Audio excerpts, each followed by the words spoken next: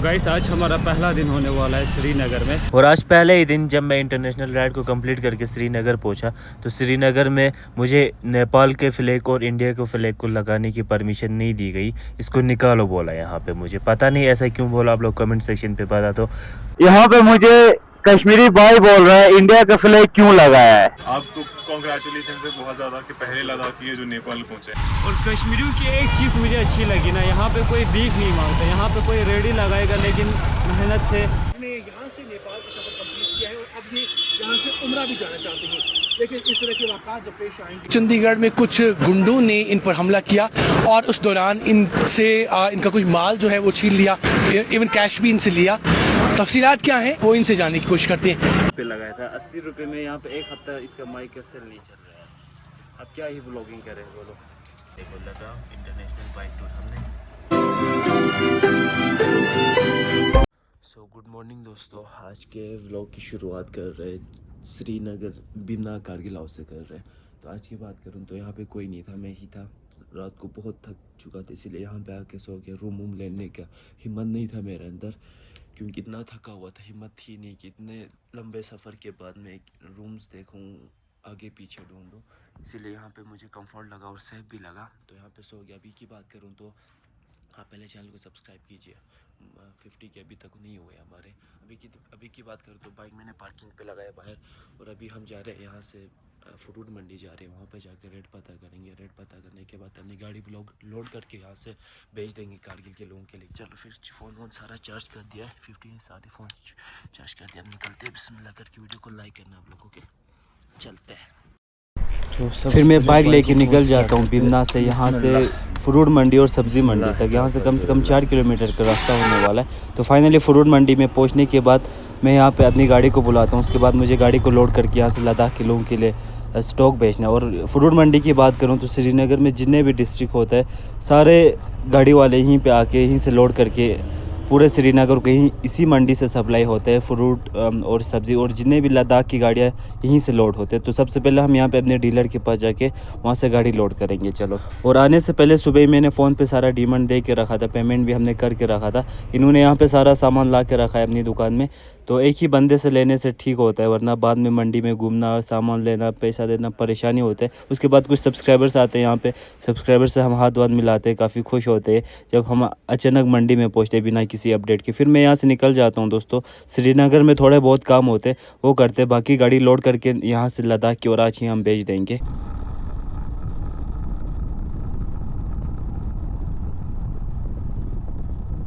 अभी की बात करूं तो यहाँ बट मालूम है हमें नहीं मिला। एक प्लेट चाहिए तो उस पर हमें लद्दाख टू इंटरनेशनल अब शायद कंप्लीट करने के बाद लिख रहा हूँ। चलो खैर लिख के रखेंगे, थोड़ा अच्छा रहेगा। और बाकी फ्रूट मंडी में जाके आया तो मैं अपनी इंटरनेशनल पहली कंट्री को एक्सप्लोर करके जब कश्मीर में पहुंचा ना, यहाँ पे मुझे कश्मीरी भाई बोल रहा है इंडिया का फ्लैग क्यों लगाया है। फिर मैंने बोला मुझे अपने देश से मोहब्बत है, मुझे अपनी मिट्टी से मोहब्बत है, इसीलिए मैंने अपना फ्लैग लगाया। और नेपाल का फ्लैग भी क्यों लगाया बोल रहा है। भाई मेरी ड्रीम कंट्री थी, मैं ड्रीम कंट्री को मैंने एक्सप्लोर करके वापस आ गया।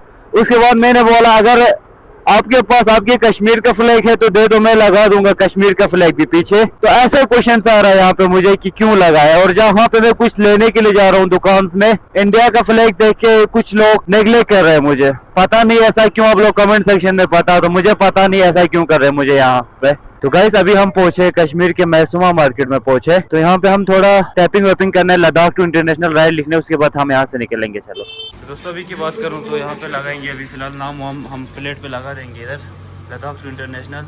यहाँ पे एक दुकान मिल गई हमें, यहीं पे लगा के यूट्यूब का लोगो और नाम लगा के हम यहाँ से निकलेंगे। चलो फाइनली गाइस अभी फ़िलहाल हमने लगा दिया है इंस्टाग्राम और यूट्यूब और फेसबुक का लोगो लगा दिया। देखो लद्दाख इंटरनेशनल बाइक टूर हमने लिख दिया। चलो अभी लगाएंगे बाइक पहले ऊपर लाइव नेशन लगाएंगे ताकि ये निकले ना। काम भाई लोगों का बिल्कुल खतरनाक है। हमने पास पूरा टूल पड़ा हुआ था, लगा दिया लद्दाख टू इंटरनेशनल। कैसा लग रहा है कमेंट करके बता दो आप। अभी की बात करूँ तो सिपारा का एक इंजन का टिक्की लेना था हमें, ये हमने लाल परी के लिए।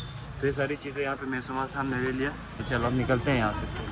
और मेरा बाइक LA नंबर का, इसी मेरे ऊपर ना 3000 का चालान लगा है। पीछे वाले ने हेलमेट नहीं पहना था। लेकिन यहाँ पे देखो 2-3 बाइकर्स अभी यहाँ से गए, ट्रैफिक वाला आ गए थे, उनको रोका नहीं।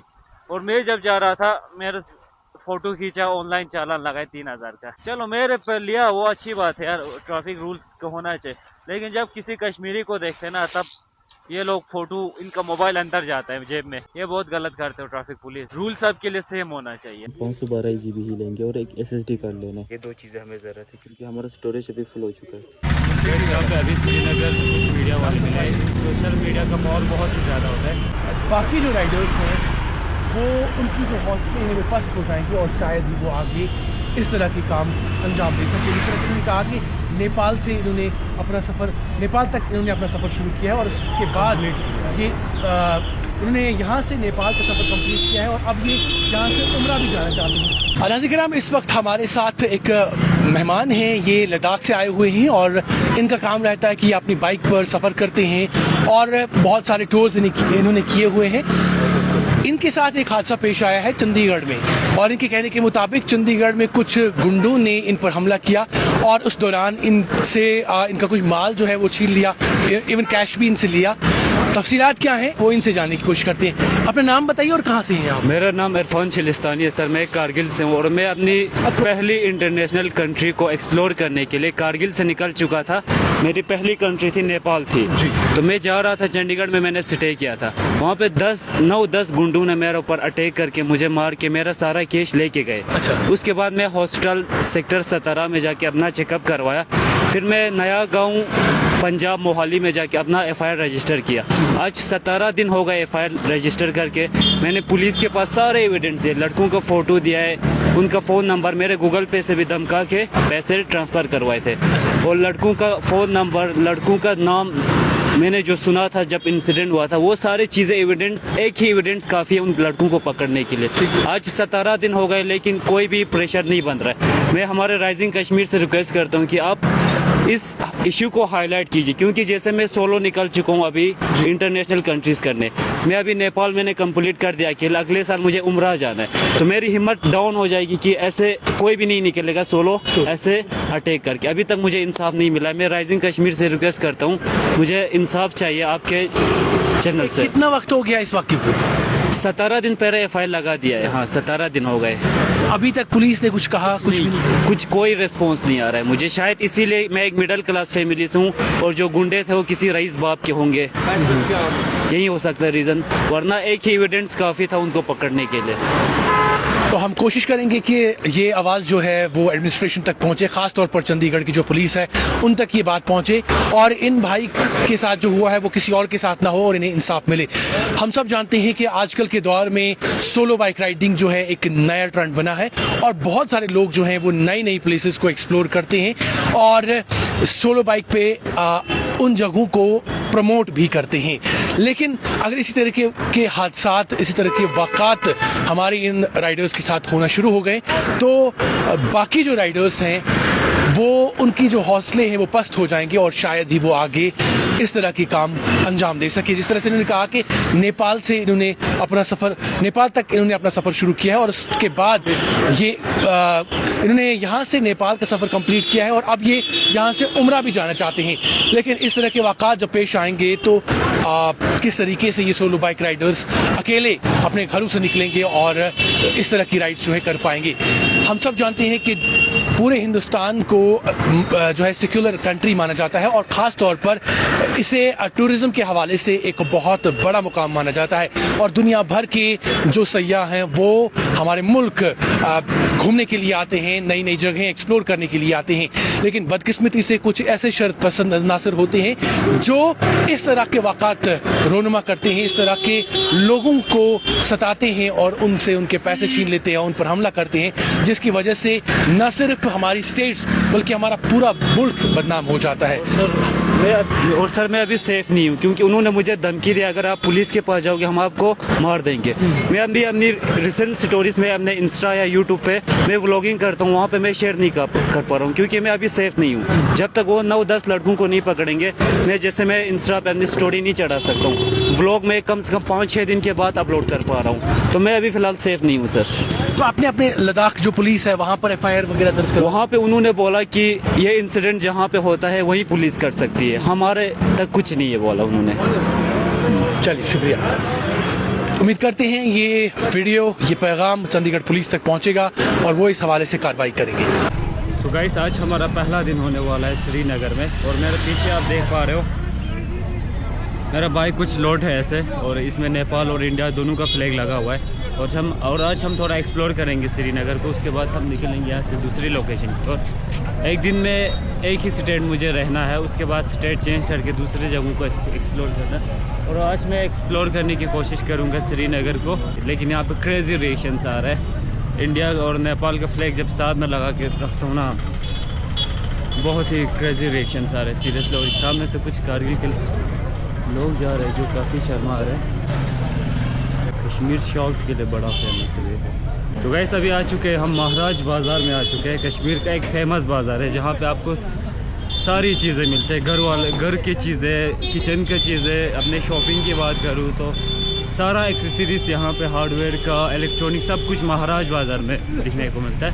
तो एक्सप्लोर करेंगे महाराज बाज़ार को अच्छे से। बाकी महाराज बाज़ार कुछ ऐसा दिखता है, मैं आपको 360 व्यू दिखा दूँ।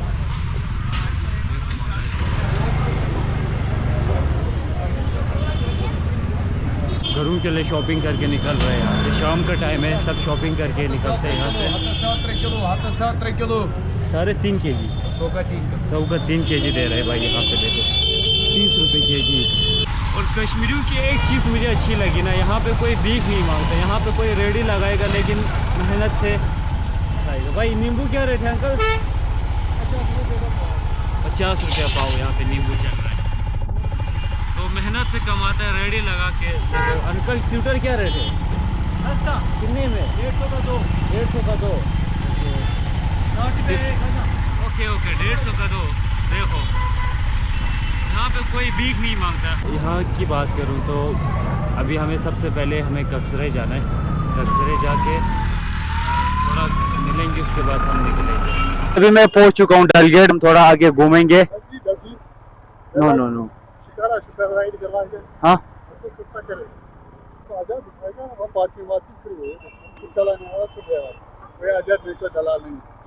चलाने वाला खुद ड्राइवर है, तो पूरा अभी थोड़ा कहीं और जाना है हमें। तो टाइम अच्छा है, बाद में हाँ, बाद में शाम को जाएंगे, शाम को। फोटो अच्छा नहीं आएगा। अभी कहीं लेट हो रहा है ना, बाद में मिलने जाएंगे, ठीक है। सीरियसली गाइस, आप लोग देख रहे हो मुझे टूरिस्ट समझ रहे हैं। हूँ मैं यही जम्मू कश्मीर में पैदा हो गया और मुझे बोल रहे हैं यहाँ पे हम ट्रस्ट वाले बंदे। आईडी कार्ड दिखा रहे हैं माशाल्लाह। चलो फिर डलगेट का थोड़ा नज़ारा आपको दिखा के लाऊंगा मैं। सारा जमाना या हुसैन, अकेले नहीं हो या हुसैन। यहीं से मैंने राइड स्टार्ट किया था अपना इंटरनेशनल राइड, और यहीं से पासपोर्ट लेके गया था, और यहीं पे आके अभी राइड हम फिनिश कर रहे हैं। तो अभी फ़िलहाल मैं डलगेट आया था। डलगेट को बड़ा मिस कर रहा था। जब मैं पोखरा में गया था ना, पोखरा में भी एक साइट है डलगेट जैसे ही है, लेक साइट है, लेकिन वो डलगेट जितना प्यारा नहीं है। सर जी, वहाँ पे आगे लड़ाई हो रही है, लड़ाई हो रही है, उधर शूट था, बाहर जाना है।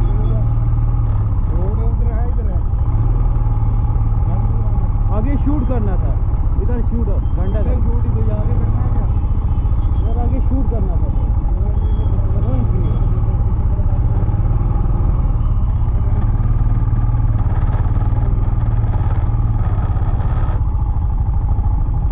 जब मैं अपनी राइड स्टार्ट करने से पहले यहाँ पे आया था, यहाँ पे कोई ऐसा सिस्टम नहीं था, लेकिन यहाँ पे नया खोला है। यहाँ पे देखो। तो वैसे अभी की बात करूँ तो माइक में एक सेल लगाने के लाए थे यहाँ पे। अंकल ने बोला कितने दिन में ख़त्म होता है अंकल? 1 हफ्ते में। 1 हफ्ते में। इसका सेल 1 हफ्ते में हमें चेंज करते रहना पड़ता है। एक बार मैंने लगाया था 80 रुपये वाला एक सेल लगाया था। अभी थोड़ा आवाज़ आप लोगों को पता होगा, थोड़ा बहुत बफर आ रही होगी। तो एक सेल का यहाँ पे तब मैंने 80 रुपये लगाया था। 80 रुपये में यहाँ पे 1 हफ्ता इसका माइक का सेल नहीं चल रहा है। अब क्या ही ब्लॉगिंग करें बोलो। चलिए दोस्तों, अभी फ़िलहाल हमने ये डिक्की लगवा दिया। यहाँ पे देखो, डिक्की अच्छे से लगवा दिया, और पीछे भी डिक्की लगवा दी, उसके ऊपर हमने कवर कर दिया। तो ये सारी चीज़ें हमें खुद करना पड़ा, क्योंकि हाल देखो हालत का। यहाँ पे सारे मिस्त्री बिजी थे, तो मैंने सोचा मैं खुद ही करूँगा। कम से कम मैं यहाँ पे आया था 11 बजे आया था। अभी टाइम 2 बज गए, 11, 12, 1, 2, 4 घंटे लग गए 2 डिक्की फिट करने में, 4 घंटे। अभी की बात करूँ तो दबा के यहाँ से निकलते, बाकी सारी चीज़ें हो गए। चलो फिर बिस्मिल्लाह करके निकलते हैं यहाँ से।